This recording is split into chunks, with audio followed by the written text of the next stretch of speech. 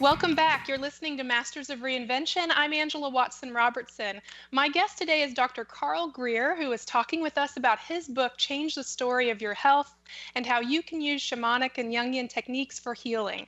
But before we continue, I want to make sure everyone knows how to contact my guest, Dr. Greer. Could you tell our listeners how we can learn more about you and your work, Dr. Greer? Well, my webpage is carlgreer.com. And I'm on Facebook and Twitter, and I blog periodically, and I have a newsletter. Oh, great. And where can our listeners find your books? Amazon, Barnes & Noble, some independent bookstores, and my publisher is Finhorn Press, and they have books as well. Okay, great. And for those of you that want to connect with me and learn more about me, you can go to my website at angelawatsonrobertson.com. So Dr. Greer, let's get back to talking a little bit more about your book. I want to talk about your previous book, which won 3 book awards, called Change Your Story, Change Your Life. I was wondering, why did you choose to focus this time with your second book on health stories and how to transform them? As a clinical psychologist, Jungian Analyst, Shamanic Practitioner, I listened to lots of stories over the years, hundreds. And a lot of them have to do with health.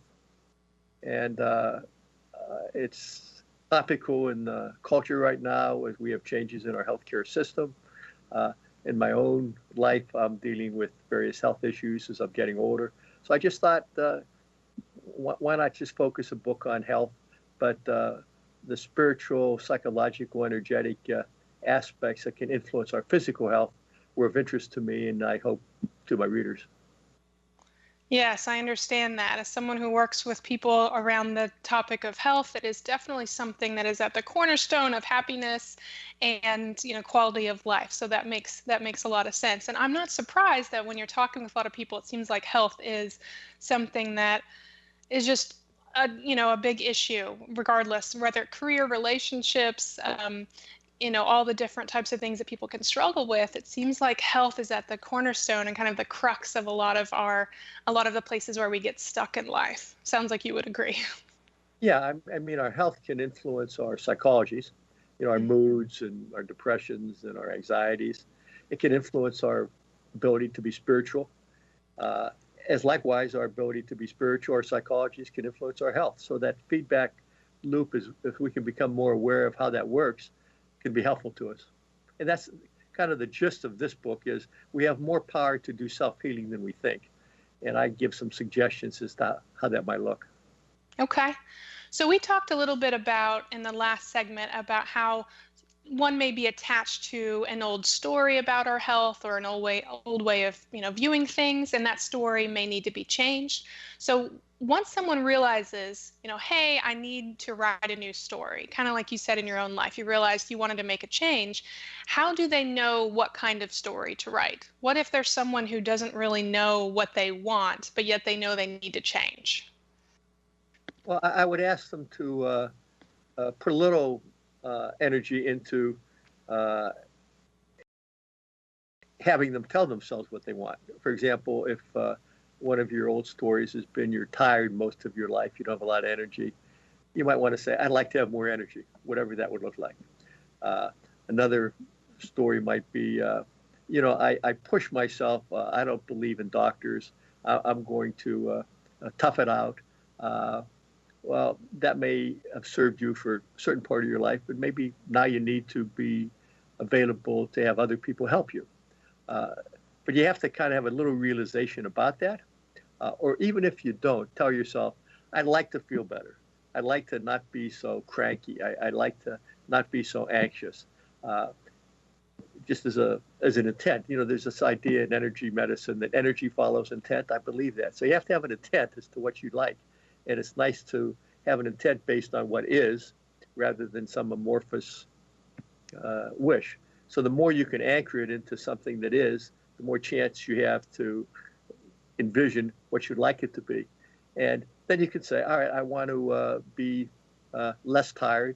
What are you going to do that? Well, there's a lot of self-help literature about diet and meditation and exercise to do that.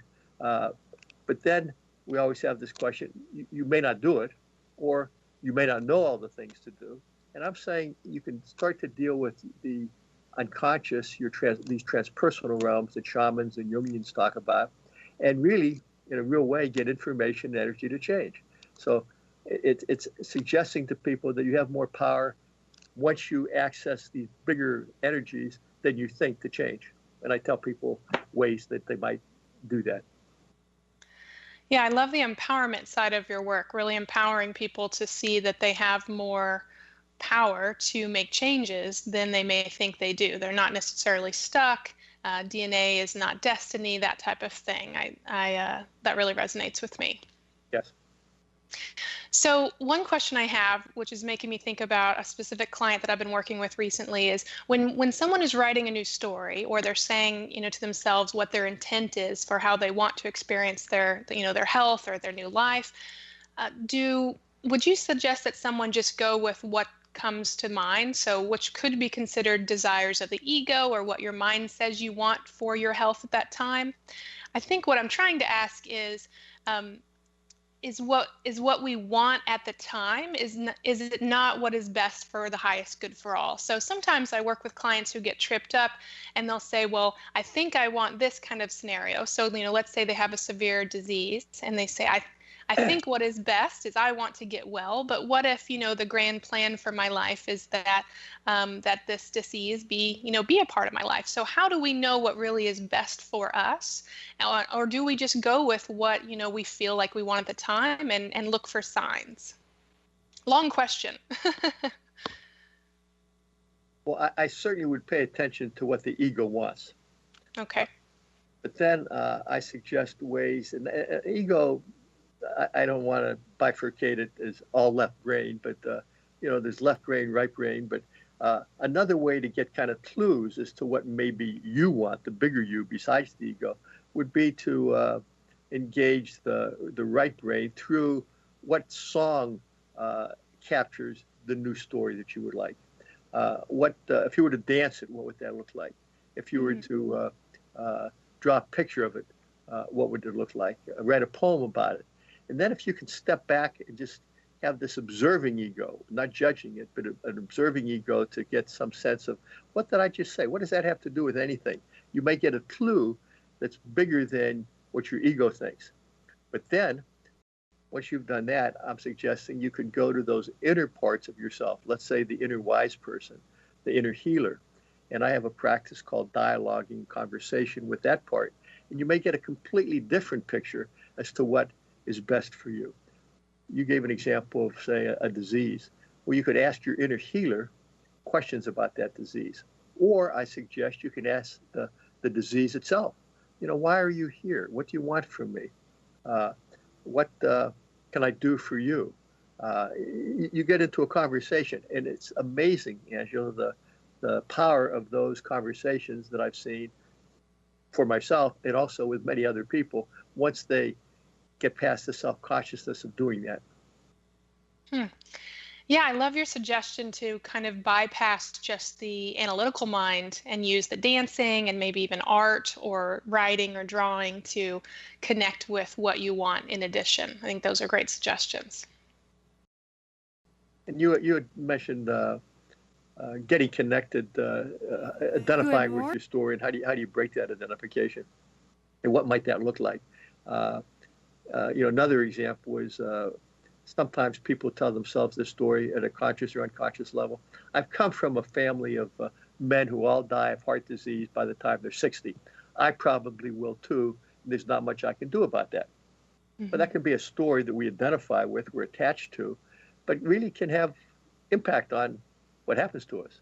Mm-hmm. I'm suggesting that we don't have to be a victim of that story. We have a lot to do in terms of changing our the way genes express themselves, so that we're not destined to do what everybody else in our family did. And I talk about how we might break that identification, break that story. Yeah, I'd love to talk about some of those steps. So I know that we've talked a lot about writing a new story for your health. You've talked about some of the practices to connect with what you want, the dancing and the song for your health. You go through a lot in your book, a lot of steps where people can kind of follow those steps to write a new story for their health. Could you break that down for me in kind of just a few steps of, if someone said, hey, Dr. Greer, I want to write a new story, where should I start? Well, one thing I could say, all right, Angela, you want to write a new story? Just tell me about your health, the history of your health story. And you can start any way you want. When I was a kid, I had these kind of illnesses, and then I moved to, Texas, and this kind of happened to my health. And then some people in my life had these things, and that's happened to me. And, you get all the way to the present. That would be a start. Or I could say, hey, just look at the way your habits of eating and drinking, what works for you, what doesn't, how's your weight been. So you have a whole little section about that. Then how about movement and exercise, flexibility, balance, strength, stamina? How's that been for you? What works, what doesn't? How about aging and menopause and andropause and self-image? How's that been for you? And then how about any chronic diseases you have? How does that fit into your life? Is there any payoff from this stuff? What's working, what's not? Any acute illnesses? How does that work? So you just get little data points. That would be ways to start to engage your story analytically, and then stuff gets brought up when you do that, and you start to see if you're able to take stock and observe what's happening.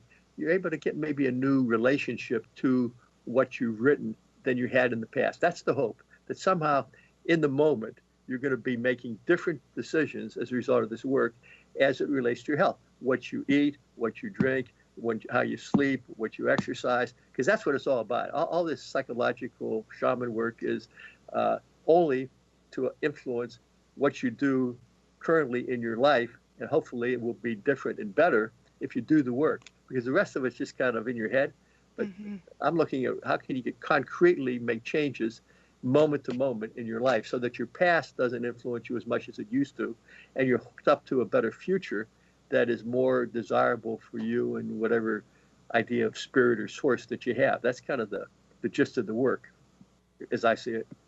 Okay, great. And it sounds like as your client's talking with you and answering a lot of those questions, they're probably having aha moments within themselves saying, wow, this is working, this isn't working.